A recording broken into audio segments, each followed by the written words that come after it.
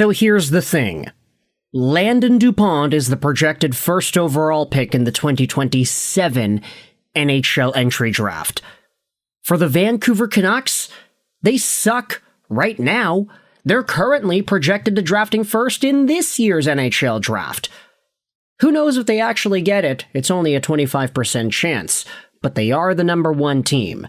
If they get McKenna, if they get Stenberg, it's likely they do it at number one. But when it comes to the number one overall race for next year, in a grand bid to grab a generational right-handed defenseman out of Calgary, we now have ourselves a stranglehold. Because the Calgary Flames, they want their hometown guy.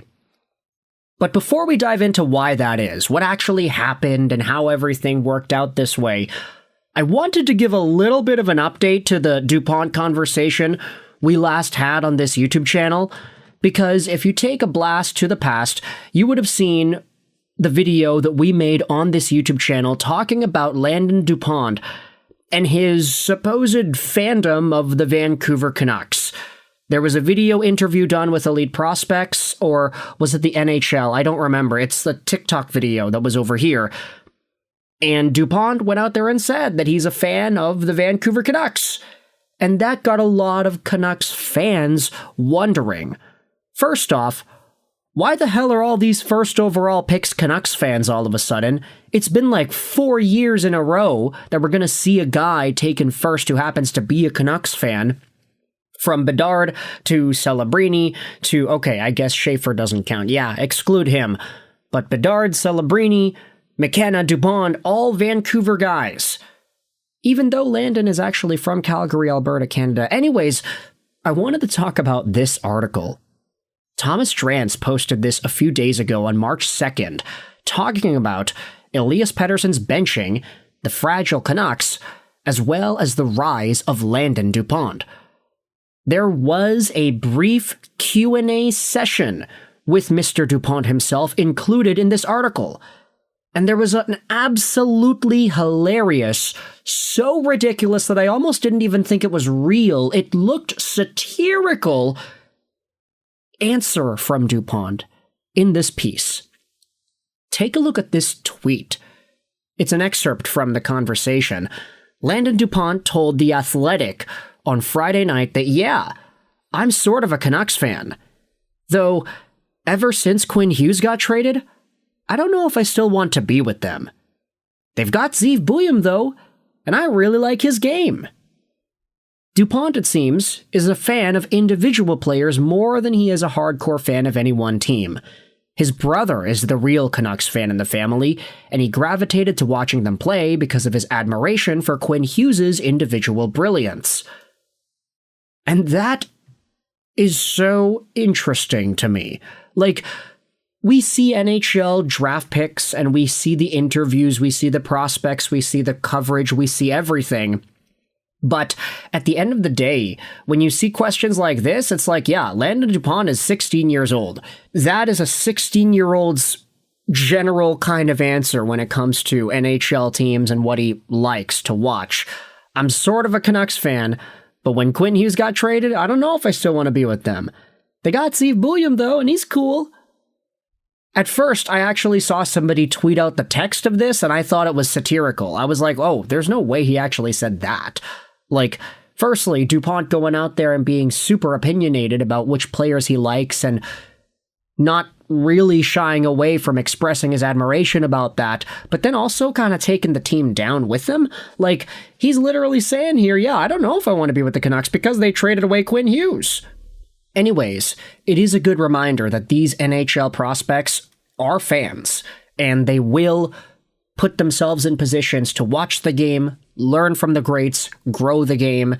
I mean, Connor Bedard is a stream moderator in our live stream, and we played PlayStation, so obviously there are connections that the social media consuming, hockey playing teenager will have that we all share together as well, as fans of the same sport.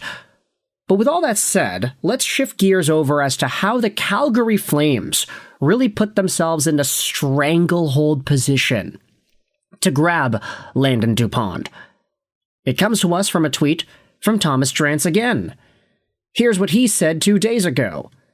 The Flames nuking the right side of their blue line in a seller's market, accumulating a critical mass of picks, and weakening their roster to enter the Landon Dupont tank battle next year is great work. They're a massive trade deadline winner, I think. Greg says, I kinda doubt they'll be bad enough next year to be in first overall contention, but more of a 7 to 10 spot. They got way too many good young players coming up, but with that defense they may get lower.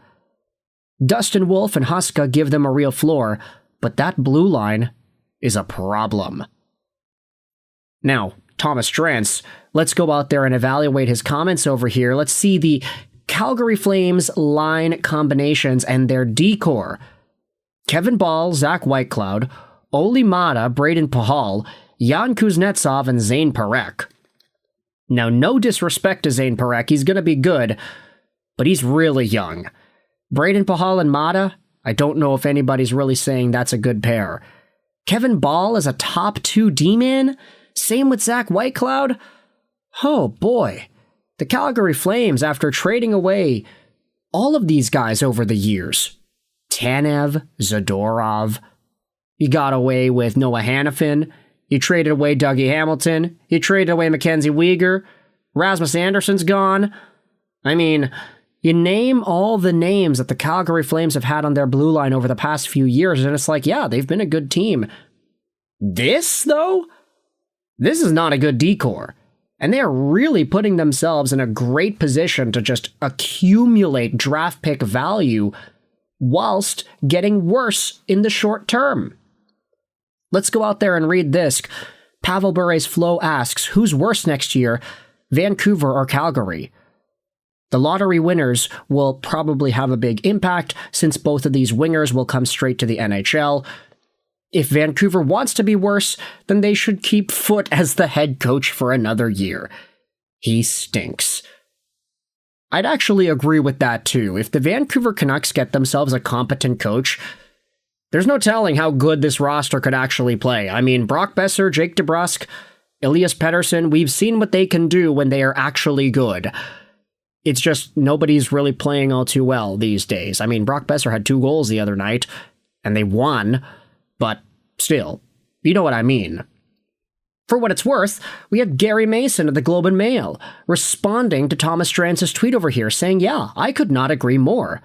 Hopefully the Canucks sell-off continues next year. The rebuild has to be a 5-year project, not a 1-year project. And it's so interesting that it's Gary Mason going out there and tweeting this out because everybody knows that anytime he publishes an article on the Globe and Mail talking about the Canucks, he's essentially mirroring the thoughts of Francesco Aquilini because there's a connection there between these two individuals. So if Gary Mason is saying on Twitter that, yeah, Canucks should rebuild for 5 years, I'm kind of slowly looking at it like, yeah, absolutely, that's true. But wait a minute, are you allowed to be saying that? If Jim Rutherford is saying that the plan is to get the playoffs next year, would that not be sort of indicative of where Francesco Aquilini's mindset is too?